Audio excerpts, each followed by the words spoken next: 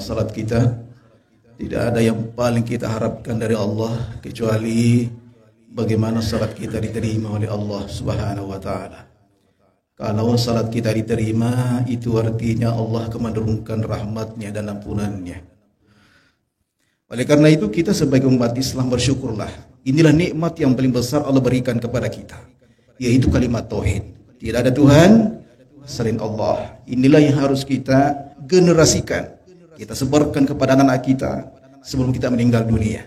Inilah yang dilakukan oleh Nabi Ibrahim kepada anak-anaknya. Ya, madza ta'buduna min ba'di. Ya, diwasiatkan kepada anak cucunya, apa yang kamu sembah sesudah aku meninggal dunia. Nah, inilah prospek hidup kita, tujuan hidup kita, bagaimana kita memperkuat agama kita lewat kalimat tauhid. Nah, kalimat tauhid itu la ilaha illallah, itu kalau kita mau kita mau kumpulkan menjadi suatu kalimat yang pendek, itu ada dalam surah Al-Ikhlas. Kita hafal semua ya. Qul huwallahu ahad. Qul huwallahu ahad. Qul artinya apa? Katakanlah. Huwa Allahu ahad. Dia Allah ahad, esa. Jadi disebut dulu dia, huwa. Biasanya huwa itu dalam bahasa Arab itu, huwa itu nanti disebut kalau sudah disebut bendanya, baru disebut huwanya. Ya. Muhammad huwa jamil, Muhammad adalah pintar, begitu bahasa Arab. Tapi kenapa Allah menggunakan huwa dulu? Kalimat artinya dia, huwa dia artinya, kemudian masuk Allah adalah ahad. Jadi huwa. Jadi huwa itu salah satu nama Allah, huwa. Makanya ada orang berzikir itu huwa. Betul ya? Huwa. Apa artinya huwa? Dia. Ya. Jadi di dalam Al-Quran itu kadang disebut huwa, langsung disebut namanya, atau anta. Dia, Allah, kamu. Itu semuanya bersumber dari Allah semua. Dialah Allah. Apalagi Allah dan sudah disebut namanya, Allah ahad. Allah itu adalah ahad. Atau anta, kamu. Iyyaka na'budu, hanya kamu. Tuh. Jadi semuanya bisa digunakan. Anta, kamulah. Jadi kalau kita mengatakan kamu, seakan-akan Allah itu nampak di hadapan mata kita. Betul Pak ya? Iyyaka na'budu, hanya kamu. Wah, berarti nampak Allah di depan mata kita. Makanya kalimat dahsyat dalam salat itu adalah iyyaka. Hanya kau. Gitu. Jadi huwa Allahu ahad. Dialah Allah ahad. Nah, ahad itu artinya ahadiyah. Ahadiyah ini artinya adalah tauhid uluhiyah namanya. Jadi tauhid itu ada dua macam Pak. Ada tauhid uluhiyah, ada tauhid rububiyah.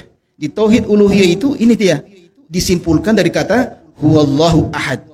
Artinya dari bawah ke atas. Itu namanya ciri-cirinya tauhid uluhiyah itu adalah dari bawah ke atas. Artinya hanya engkau saya sembah.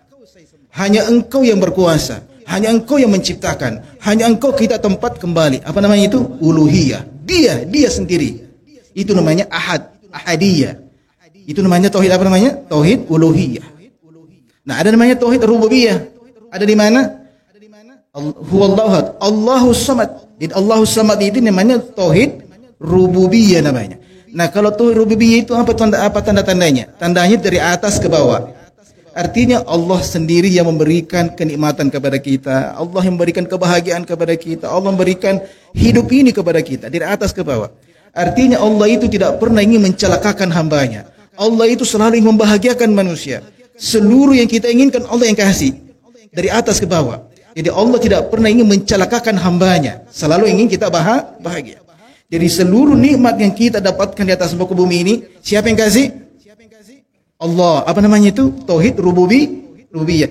Rububiyah itu dari kata mana? Dari kata rabba yurabbi. Rabba yurabbi artinya apa? Mendidik. Adakah guru ketika mendidik pengen muridnya, mahasiswanya menjadi murid yang tidak bagus? Tidak. Semua guru pengen muridnya yang dididik menjadi didikan yang baik. Orang tua adalah guru pertama kita. Apalagi Allah Subhanahu wa taala. Itu namanya rububiyah. Nah, sekarang ketika kita menjual, saya menjual ini, terus saya dapat uang, rezeki. Uang itu saya dapatkan karena saya bekerja atau Allah yang kasih? Apa jawabannya, Pak? Saya bekerja terus saya dapat uang. Saya dapat uang karena saya bekerja atau Allah yang berikan uang itu? Apa jawabannya, Pak? Apa jawabannya kira-kira? karena saya bekerja. Bapak ini pedagang Pak ya. Ya terus dapat uang. Wih, saya dapat uang karena saya bekerja. Allah kasih atau kita karena bekerja? Saya dapat uang karena saya berdagang atau Allah yang kasih? Allah yang kasih. Betul Pak ya? Allah yang kasih. Iya, jawabannya iya. Kata Allah, nahnu narzuqukum wa iyyahum. Kami yang kasih rezeki kalian. Jadi Allah kasih rezeki kepada kita lewat jalurnya apa? Jalur dagang. Jadi Allah tidak mau langsung kasih rezeki kita langsung plek, tidak. Jalurnya apa? Harus ada jalur. Tidak boleh langsung dari langit plek ini ada uang. Tiba-tiba tidak. Allah yang memberikan semua itu rezeki itu kepada kita pada saat kita dapat uang. Allah yang kasih kayak ini bukan karena saya bekerja. Jalurnya lewat bekerja. Oleh karena itu pada saat kita berdagang kita bilang apa? Bismillah. Ya kan? Buka toko bismillah, ya kan? Buka ada pembeli bismillah. Masih silakan masuk. Kayaknya rezeki dari Allah ini. Kalau nggak jadi dibeli, ya bukan rezekiku. Jadi tidak perlu kecewa Pak ya. Jadi kalau ada orang sudah tawar menawar nggak jadi dibeli, nggak usah cemberut, nggak usah marah-marah. Kenapa nggak dibeli? Memang Allah nggak pengen. Allah yang kasih rezeki kita pada hari itu. Ya kan begitu. Jadi penjual itu selalu damai hatinya, selalu tentram hatinya karena kita yakin yang memberikan rezeki kita adalah Allah. Makanya dalam hadis kudusi disebutkan, nah khalaqnakum la tat'ab. Jangan kalian itu capek. Kenapa? Karena wadamantu rizqaka. Karena kami telah menjamin rezekimu. Ya, jadi kalau ada orang mengatakan saya dapat rezeki karena saya bekerja, karena saya berdagang, musyrik namanya. Ya, jadi makanya semua perbuatan kita, perlakuan kita harus sebut nama Allah. Kadang biasa itu Pak, ini penjual ayam, ini penjual ayam. Yang banyak lakunya penjual ayam yang sebelah kanan. Yang sebelah kiri kodong, waduh sedikit. Seandainya dagangan yang membuat kita dapat rezeki, maka semuanya dapat, maka pasti dua-duanya sama-sama rezekinya. Tapi kenapa ini kok banyak rezekinya hari ini tidak? Karena Allah yang mengatur itu semua. Kan begitu? Ini sama-sama penjual ayam kok nggak sama rezekinya hari itu? Ya karena Allah yang membagi-bagikan rezeki itu. Nah sekarang kalau ada petani dilemparkan tanaman-tanaman biji-bijian di atas tanah, terus tumbuh. Terus yang menanam itu petani atau Allah? Bapak-bapak kita kan, bapak orang tua kita dulu kan petani semua. Siapa yang menanam sebenarnya? Allah yang menanam atau petani Pak? Siapa yang menanam?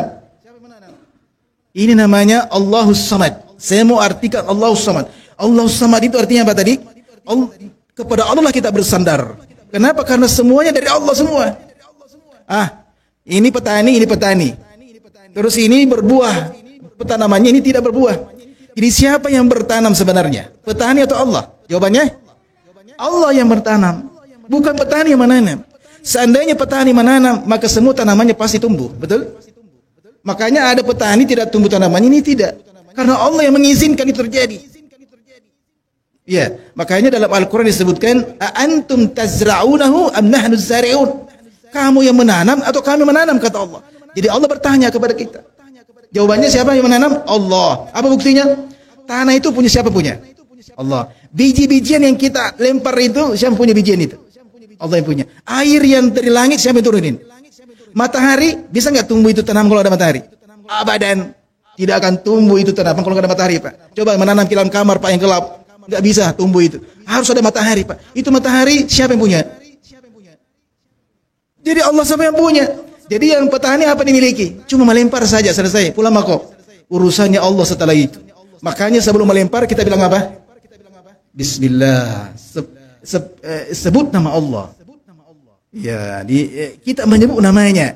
Kenapa? Karena ketika saya menyebut namanya, artinya Allah tolong saya Allah. Bukan saya menanam, kau ya Allah menanam. Tumbuhkan tanaman saya. Itu maksudnya Bismillah. Ya kan? Kalau kita mau kita punya anak, kita bertugas hanya melempar, Pak ya. Pak ya, yang pengantin baru ya. Kita hanya melempar, Pak ya. Pak Ustaz Salimuddin ya. Kita hanya bertugas melempar, Pak. Nah, ketika anak kita lahir itu prosesnya Allah semua. Iya, Pak ya. Makanya kalau kita mau melempar baca apa, Pak? Kepada istri, dengan istri. Bismillahnya apa? Oh, dia menghafal lagi. Jadi bismillahnya adalah bismillahi Allahumma jannibis syaitan wa jannibanas syaitan ma razaqtana. Coba lihat ujungnya. Ma razaqtana. Kata Nabi, barang siapa yang membaca ini ketika mau melempar, ketika bercinta dengan istrinya, ya, kalau dia kasih rezeki oleh Allah, anak, maka anak itu tidak akan disentuh oleh iblis ketika lahirnya. Wih, hebatnya. Jadi semuanya harus bismillah. Kenapa? Karena itu Allahus Samad. Karena Allah itu adalah As-Samad. Allah itu tanpa kita menyandar kepadanya, kita harus menuju kepadanya. Karena tanpa dia tidak ada yang tercapai keinginan kita. Itu sebabnya ketika kita sholat, kewajiban atau kebutuhan? Jadi ketika Bapak salat di sini, kewajiban atau kebutuhan? Jadi kita itu selalu butuh kepada Allah. Setiap detik kita butuh kepada Allah. Makanya kalau Bapak ke masjid bukan kewajiban, kebutuhan. Kenapa? Saya harus perbaiki hubunganku dengan Allah. 5 kali sehari semalam saya harus perbaiki hubunganku dengan Allah. Kenapa? Karena Allah itu Samad. Semuanya dia mengatur hidup ini.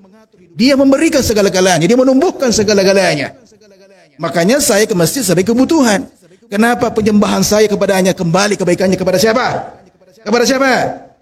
Kepada saya sendiri. Tidak pernah kembali kebaikan itu kepada Allah. Allah itu maha kaya, tidak pernah butuh kepada makhluknya. Betul? Sepakat? Makanya ketika kita takbir, kita bilang apa? Allahu Akbar. Tangannya begini kan? Ada nggak tangannya begini kalau tak? Begini kan? Allahu Akbar. Allah maha besar.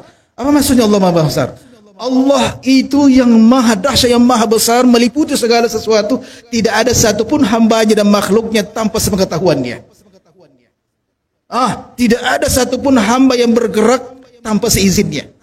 Tidak ada satupun yang terjadi tanpa seizinnya. Kenapa? Allah maha besar. Makanya ketika diangkat tangan kita, itu sebagai bentuk penyerahan diri. Menyerah, ya Allah menyerah. Makanya kalau kita diancam sama polisi begini atau begini Pak? Kalau kita diancam sama polisi Pak, gimana Pak? Angkat tangan. Bukan angkat kepala, bukan angkat kaki kan? Angkat tangan.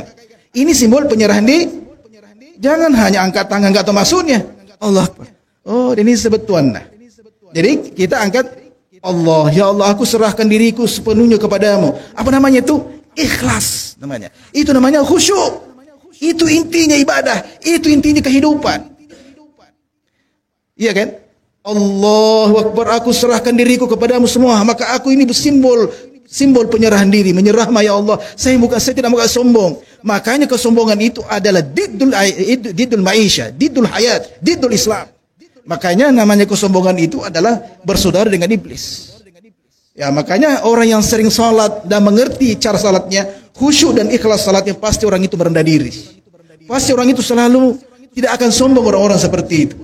Ya, jadi ketika saya takbir, apa maksudnya itu? Saya bentuk khusyuknya saya bentuk keikhlasan saya. Makanya Nabi mengatakan saddidu wa qaribu wa basyiru. Apa artinya saddidu? Kalau kau salat, kalau kau beribadah, mantapkan keikhlasanmu, mantapkan khusyukmu, hadirkan Allah di situ. Salat itu bukan hanya ruku sujud, tetapi intinya, isinya yang penting. Ya, jadi Islam itu, salat itu bukan hanya sekedar ruku dan sujud selesai. Salat man saya belum tentu diterima. Belum tentu diterima. Kapan diterima itu salat? Apabila kita mewujudkan ikhlasnya, menghadirkan Allah, memadukan antara pikiran dan hati, kita hadirkan kebesaran Allah di dalam salat kita. Itu namanya apa? Ikhlas dan khusyuk.